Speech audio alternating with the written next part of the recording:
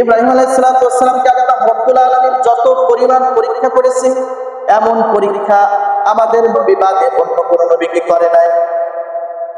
وَإِذِ ابْتَلَى إِبْرَاهِيمَ رَبُّهُ بِكَلِمَاتٍ فَأَتَمَّهُنَّ قَالَ إِنِّي جَاعِلُكَ لِلنَّاسِ إِمَامًا قَالَ وَمِنْ ذُرِّيَّتِي قَالَ لَا يَنَالُ عَهْدِي الظَّالِمِينَ।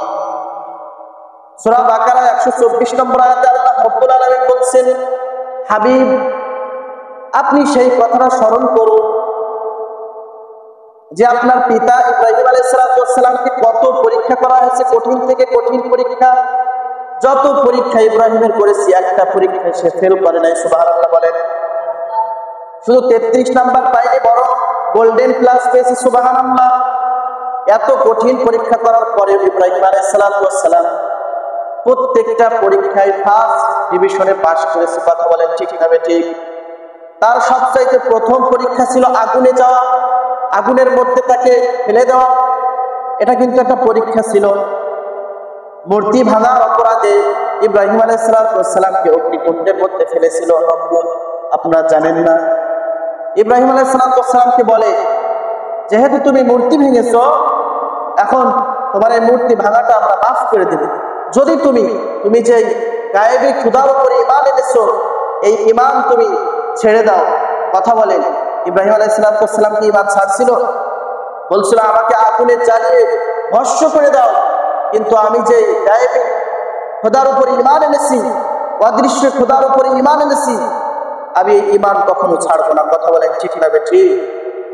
ইব্রাহিম আলাইহিস সালাম কখনো ঈমান ছাড়েনি, পরীক্ষা করেছে।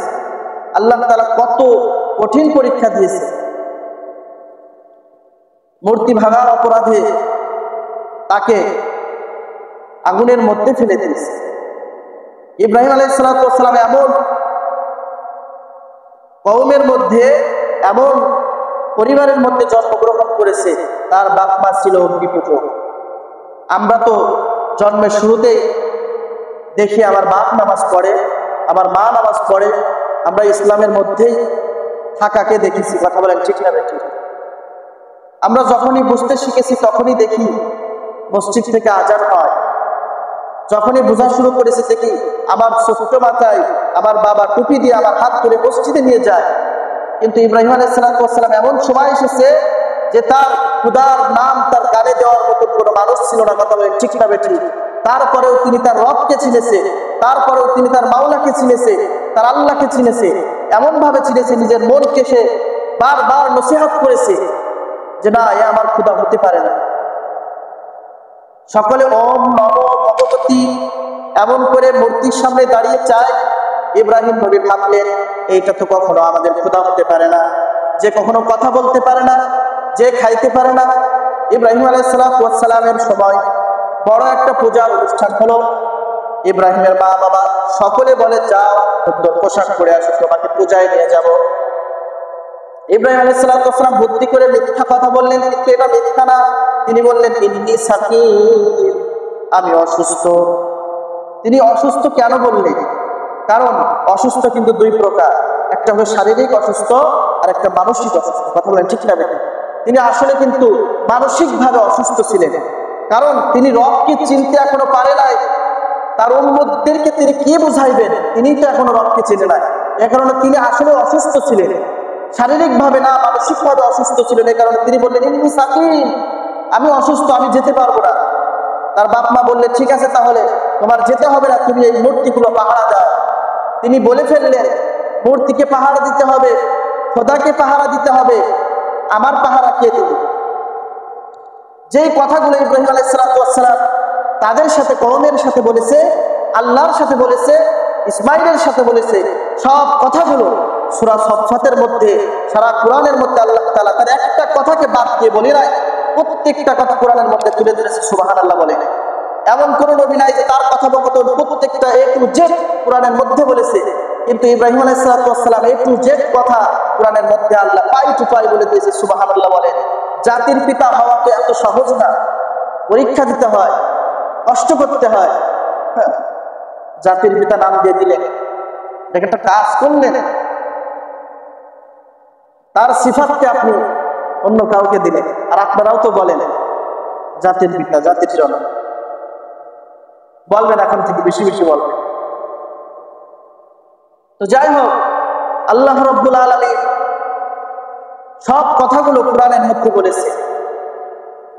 ইব্রাহিম আলাইহিস সালাতু ওয়াস সালাম এবার দেখলেন সকলে চলে গেছে, তিনি ওই মূর্তির কাছে গেলেন। যাওয়ার পর দেখলেন এক একটা মূর্তি এমনি দাঁড়িয়ে আছে, আর একজন এমনি দাঁড়িয়ে আছে, আর একজন এইভাবে আছে, এক একজন এক এক সিস্টেমে দাঁড়িয়ে আছে। কথা বলেন, ওরা তো এক একটা মূর্তিকে এক একটা ভাবে চায়।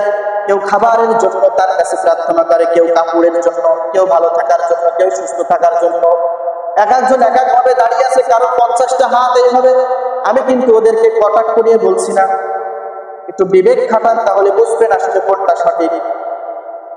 আমি একটা হাত দিয়ে মূর্তি বানালাম, বলেন তো দেখি এটার খোদাকে। আপনি একটা হাত দিয়ে কাদার সিমেন্ট দিয়ে মূর্তি বানালেন,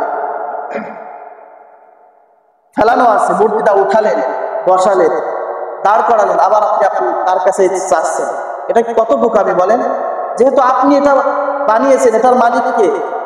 আপনি না? সে তো আপনার কি করবে? গোলামি করবে, কিন্তু আপনি তার কাছে চান। বিবেক কোথায়? সবকিছু বোঝে, কিন্তু তারপরে বুঝেও এটা করে, ধর্মটা ছোট করা হবে। ইব্রাহিম আলাইহিস সালাতু ওয়াস সালাম দেখলেন মূর্তি কথা বলে না, বানাই বানাই বলছি নাকি? আয়াত আছে সূরাতুস সাফফি 23 নম্বর পারা 8 নম্বর পৃষ্ঠায় সব আয়াতগুলো আছে। ইব্রাহিম আলাইহিস সালাতু ওয়াস সালাম বললেন, তোমরা খাও না কেন? তোমরা তো কথা বলবা, হয় খাও নাই কথা বলো। ফারাগা ইলা আহলিহি ফাকালা আলা তাকুলুন, হয় খাও নাই কথা বলো। মূর্তির সামনে খাবার সাজানো থাকে, দেখেছেন তো আপনারা, বিভিন্ন আইটেমের খাবার থাকে। ইব্রাহিম আলাইহিস সালাতু ওয়াস সালাম খাবারের বাটি নিয়ে বলে খাও নাই কথা বলো। দেখে হাও করে না, নাও করে না, কথাও বলে না। আপনি আপনার সন্তানকে নিয়ে বাজারে গেছেন, শুধু বলে খাবো বাবা, খাবো, দাও কিছু কিনে দাও। আপনি বললেন কি খাবা বাবু? সে বলে ভাজা খাবো। ভাজা কিনে দেওয়ার পর খায়ও না, কথাও বলে না। বাকি আছে কইন্ডে, মায়ের বাকি আছে না? এখন তো আচ্ছা রকম করে বানাবে যে তুই কথা তো বলবি, ভাই খাবি নাই কথা বল, খাস না আবার কথাও বলিস না, এটা আবার কেমন? তো ইব্রাহিম আলাইহিস সালাম দেখলেন খায়ও না, কথাও বলে না। নিচে থেকে তুলে আমি তার মুখ পর্যন্ত আগায় দিই, কিন্তু মূর্তি একটাও খাই না, হা করে আসেই তো আছে। আবার কথাও বলিস না কেন তোরা? মায়ের আছে, মায়ের সাথে সাথে তিনি খাবার দেওয়া শুরু করলেন। পাশে ছিল চাইনিজ কুড়াল, ওই কুড়াল দিয়ে মারা শুরু করলেন। প্রত্যেকটা মূর্তিকে মেরে ভেঙে, হাত পা ভেঙে, মাথা ভেঙে। বড় একটা মূর্তি আছে, ওই মূর্তির উপরে কুড়ালটা রেখে দিলে। কত বুদ্ধি! ওরা পূজা শেষ করে এসে বলে কিরে আমাদের ভগবানদের মেরে শেষ করেছে কে? তাহলে কি বড়টাই মারছে? বলে না না, এরা তো আসলে কথাই বলতে পারে না। ইব্রাহিম নবীকে বলে কি করছে, তোমার দায়িত্ব দিয়ে গেছিলাম, কাজটা কে করেছে বলো? ইব্রাহিম নবী বুদ্ধি খাটিয়ে বললেন আমি করিনি, এটা করেছে তোমাদের বড়টাই, এটা বড়টা করেছে, এটা তো আমি করিনি। এবার তারা বলে ইব্রাহিম মস্করা করো নাকি, তারা তো কথা বলতে জানে না।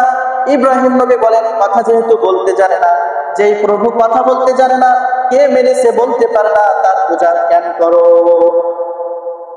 লোকজন বলল তুমি বড্ড বেড়ে গেছে ইব্রাহিম, তোমাকে নমরুদের কাছে নিয়ে যাব। নমরুদের সামনে দাঁড় হওয়ার পর বললেন তুমি কোন প্রভুর নাকি তুমি উপাসনা করো? বলে হ্যাঁ আমি আল্লাহর ইবাদত করি, আল্লাহর গোলামি করি, যেটা আমার সত্য রব, যে রব জীবনও দিতে পারে, মরণও দিতে পারে। নমরুদ বলে জীবন মরণ তো আমিও দিতে পারি। ইব্রাহিম নবী বলে কেমন দিতে পারেন দেখি তো দেখি। হযরতে ইব্রাহিম আলাইহিস সালামের কথাই নমরুদ জেল থেকে 2টা ফাঁসির আসামিকে ধরে আনলেন। আনার পর একটাকে ছুরি ঢুকায় দিলেন, সাথে সাথে জায়গায় মারা গেল কাতরাইতে কাতরাইতে। আর আরেকজনকে ছুরি ঢুকাবেন, কিন্তু আর ঢুকাইলে না। এবার ইব্রাহিম নবীকে বলে দেখিছো, একজনকে আমি জীবন দান করলাম, আর একজনকে আমি মৃত্যু দিলাম, এটা আমার হাতে। ইব্রাহিম নবী তর্ক বিতর্কে জড়িয়ে গেলেন। ইব্রাহিম নবী বললেন আচ্ছা ঠিক আছে, আমি বুঝলাম আপনার হাতে জন্ম মৃত্যু, তাহলে আপনি যদি আমার রব সকালবেলা সূর্য উঠায় পূর্ব দিক দিয়ে, আবার পশ্চিম দিক দিয়ে অস্ত যায়। আপনি যদি সকালবেলা আগামীকাল যদি পশ্চিম দিক দিয়ে সূর্য উঠাবেন আর পূর্ব দিক দিয়ে অস্ত যাওয়াবেন, যদি আপনি পারেন আমি আপনার ধর্ম আপনাকে খোদা হিসেবে মানব। এবার পেছে পড়ে গেছে, এবার তো গায়ে লেগে গেছে। এখনই অগ্নিকুণ্ড সাজা বেশি বেড়ে গেছে। আমাদের সমাজেও দিনের কথা বেশি বললে, হকের কথা বললে নিজ এলাকায় থাকতে পারে না, আছে না? তাকে দেশ থেকে তাড়িয়ে দেওয়া হয়, তাকে বন্দি করে রাখা হয়। অথচ বলে আল্লাহর কথা, দিনের কথা, আল্লাহর জমিনে আল্লাহর দিনের কথা তারা বলবে, হয়তো কারা বলবে, সকলে বলার কথা, কিন্তু তোমরা বলতে পারো না। যারা বলে তাদের মুখ তোমরা কুটি তোমরা চেপে ধরছো, এটার জন্য কি আল্লাহর সামনে দাঁড়াইতে হবে না? তো ইব্রাহিম নবীকে আগুনের মধ্যে রাখলেন, অনেক বড় ঘটনা। আগুনের মধ্যে রাখার পর আগুন তো এগুলো বুঝতে জানে না, আগুন আল্লাহর কথাই চলে। কুলনা ইয়া নারু কুনি বারদাও ওয়া সালামান আলা ইব্রাহিম।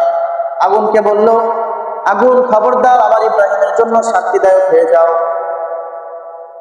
ইব্রাহিম আলাইহিস সালাম বলেন, আমি এত শান্তি কখনো পাই নাই। আগুনের মধ্যে থেকে যে পরিমাণ শান্তিতে ছিলাম, 40 দিন পর্যন্ত তাকে আগুনের মধ্যে রাখা হয়েছে। একটা পশমও ইব্রাহিম আলাইহিস সালামকে জ্বালাইতে পারে। তাহলে সেই জাতির পিতা ইব্রাহিম আলাইহিস সালাম অনেক পরীক্ষা দিয়েছে। প্রথম পরীক্ষা হলো তাকে অগ্নিকুণ্ডের মধ্যে ফেলানো হয়েছে। দ্বিতীয় পরীক্ষা তার নিঃসন্তান করে দেওয়া হয়েছিল 85 বছর পর্যন্ত। দ্বিতীয় পরীক্ষা কি মনে রাখবেন? প্রথম পরীক্ষা আগুনের মধ্যে ফেলানো হয়েছে। জাতির পিতা তার সম্পর্কে জানবেন না? বঙ্গবন্ধু সম্পর্কে অনেক তথ্য জানে, তার জীবনী জানে, বইয়ের মধ্যে তুলে দিয়েছে, ইচ্ছা অনিচ্ছায় পড়তে হয়, না পড়লে খবর আছে।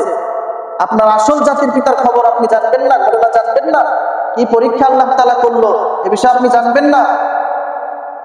এ বিষয়ে তো জানতে হবে আপনাকে, অন্য বিষয়ে জানেন আর না জানেন না, কি বলেন? কথা বলেন তো। ইব্রাহিম আলাইহিস সালামকে দ্বিতীয় পরীক্ষা করলো, 85 বছর পর্যন্ত তাকে নিঃসন্তান করে রেখেছে। তিনি সবসময় দোয়া করতেন, রব্বি হাবলি মিনাস সালিহিন, আল্লাহ তুমি আমাকে একটা নেক সন্তান দান করো। 86 বছর পর্যন্ত দোয়া করার পর 86 বছর বয়সে একটা তাকে সন্তান দিল।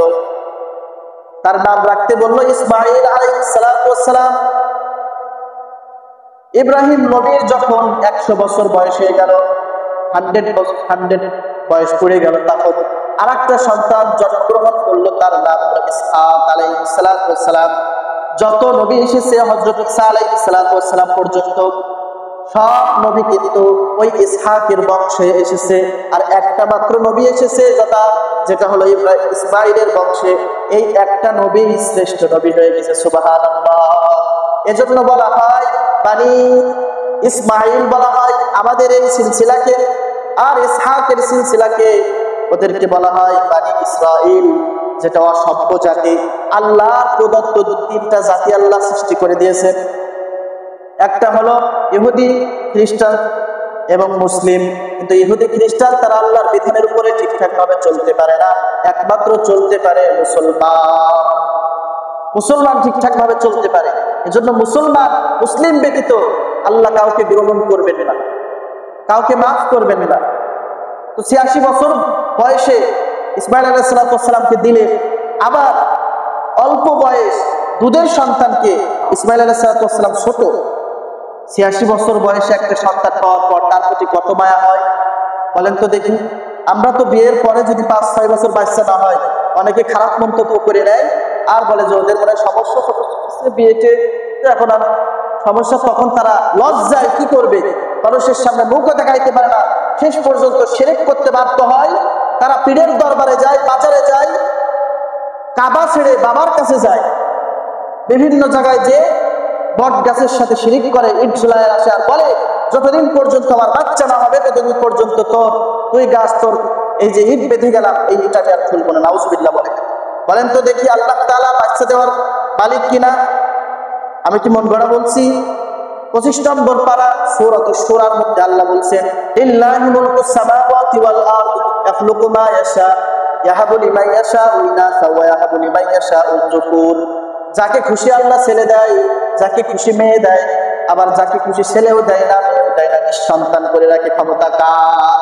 এখন যদি আল্লাহর সিফাতকে তুমি পীরকে দিয়ে দাও, আল্লাহর সিফাতকে যদি বটগাছকে দিয়ে দাও, তাহলে তুমি শিরক করো, মুশরিক।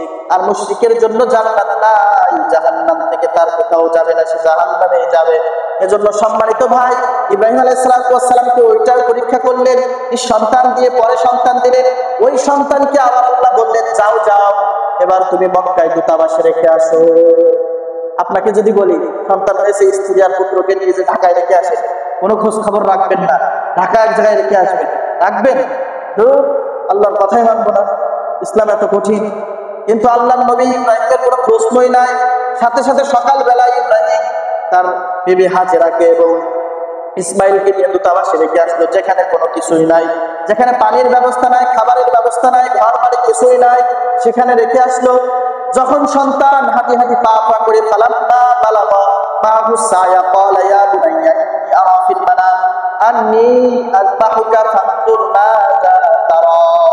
ফালাম্মা বালাগা মাহু সায়া, যখন তার বয়স 8 থেকে 10 বছর বয়স, হাঁটতে পারে বাবার সাথে, এমন সময় আল্লাহ তাআলা স্বপ্ন দেখালেন। চতুর্থ পরীক্ষা, এবার স্বপ্ন দেখালেন, আন্নী আযবাহুকা ফানজুর মাযা তারা। ইব্রাহিম, তোমার ওই সন্তানকে আল্লাহ তাআলা এইভাবে স্বপ্নটা দেখায়নি, আল্লাহ বলেছে তোমার প্রিয় বস্তুকে কুরবানি করো। তিনি কুরবানি করার জন্য সকালবেলায় 100 উট দিয়ে দিলেন। এটা আয়াতের মধ্যে নেই, তবে হাদিসে পাওয়া যায়। 100 উট কুরবানি করলেন। দ্বিতীয় দিন একই স্বপ্ন, আবার কুরবানি করলেন। 3 দিন পর্যন্ত এমন করলেন। আবার যখন এই স্বপ্নটা দেখছেন, তখন বুঝছে আমার প্রিয় বস্তু অন্য কেউ না, আমার প্রিয় বস্তু হলো আমার সন্তান ইসমাইল। তখন ইসমাইলের কাছে যে বলে, ইসমাইল, আমার বাবা, আন্নী আযবাহুকা ফানজুর মাযা তারা, রাতের বেলায় আমি স্বপ্ন দেখলাম, আমি তোমাকে জবাই করতেছি। এখন বলো সন্তান, তোমার অভিমান কি? যদি আমার বাবা এই কথা বলতো, এই কথা আমাকে দেখে দিন, ওই বড়টাকে দেখে, আপনার বড় ছেলেকে দেখেছেন, আমাকে বলেন কেন? আর বড় ভাই বলতো না, ছোট ভাইকে দেখেছেন, দৌড়াদৌড়ি শুরু হয়ে যাইতো, আর বলতো তুমি বাবা না, তুমি জল্লাদ। বাবা হইলে এই কথাকে জীবনে বলতে পারো? কথা বলেন, ঠিক নেবে ঠিক? 4টে সন্তান একটু বেশি ভালোবাসতে বলে যে আমার বাবা না, অস্বীকার করে। ও কি বাবা হয় কি করে? ও তো ওকে ভালোবাসে বেশি। অথচ এমন ভালোবাসা ওদের মধ্যে, তাও আল্লাহর বিধান মানার জন্য বলে দিলেন। এই স্বপ্ন দেখেছি, ইসমাইল বললে, বাবা যে স্বপ্ন আপনি দেখেছেন এটা কার্যকর করেন, সমস্যা নাই। যে স্বপ্ন দেখেছেন এটা বাস্তবায়ন করেন। আপনি সাতাজিদুনি ইনশাআল্লাহু মিনাস সাবিরিন, অবশ্যই আপনি আমাকে ধৈর্যশীল হতে পাবেন, ধৈর্যশীলদের মধ্যে পাবেন। কুরবানির অনেক বিস্তারিত লম্বা ঘটনা। তিনি কুরবানি করতে নিয়ে গেলেন, কিন্তু পিতল তার গলার ভিতরে অদৃশ্যভাবে রেখে দেওয়ার কারণে আর জবে হয়নি। পরে ওখানে ডুম্বা শোয়াই দেওয়া হয়েছে। তো এইটা আল্লাহর কাছে এত ভালো লেগেছে যে, ইব্রাহিম, আমি তো তোমার কাছে তোমার সন্তান চাইনি, বরং আমি তোমার কাছে চেয়েছি তাকওয়া। তুমি আমাকে কত ভালোবাসো এটা চেয়েছি। আজকে সমাজের মানুষ, অনেক ধনীরাও কুরবানি করে, কিন্তু তাদের মনে তাকওয়া নাই। এই কারণে যত বড় বড় বড় টাকাওয়ালা গরু দিক না কেন, লাখ লাখ টাকা দামের গরু দিক, কিন্তু আল্লাহর কাছে যে কবুল হয় না। কারণ মনের মধ্যে যে পশুত্ব একটা ভাব আছে, শুধু পশু কুরবানি করলেই তো হয় না। সবার মনের মধ্যে, নফসের মধ্যে একটা পশুত্বের খাসলাত আছে, এইটাকে বর্জন করে কুরবানি দিতে হবে। পশুত্বের যে ভাব, খাসলাত আছে, এই যে হত্যা করাটা, অন্যকে কষ্ট দেওয়া, এটা একটা পশুত্বের ভাব। কিসের ভাব? ও আবার প্রতি বছর কিন্তু লাখ লাখ টাকা দামের গরু দিয়েছে, কিন্তু পশুত্ব অন্তর থেকে বের করতে পারি। শুধু সে না, আমাদের সমাজে অনেক আছে যে কুরবানি দেয় লাখ লাখ টাকা দিয়ে, কিন্তু সেই পশুত্বের ভাব তার অন্তর থেকে বের করতে পারেনি। এজন্য কুরবানি কবুল হয় না। পশু কুরবানি করবেন, নিজের ভিতরে যে পশুত্বের ভাব আছে, খাসলাত আছে, জেদ আছে, রাগ আছে পশুর মতো, এগুলো বর্জন করবেন, তারপরে কুরবানি দিবেন। আল্লাহ আমাদের প্রত্যেক ভাইকে বেশি বেশি করে তাকওয়া নিয়ে কুরবানি করার তৌফিক দান করুন। তাহলে কুরবানির আছে আর কয়দিন? কথা বলেন, কুরবানির আছে কয়দিন? আর 24 থেকে 25 দিন। তাহলে এখনই প্রস্তুতি নিতে হবে কিনা?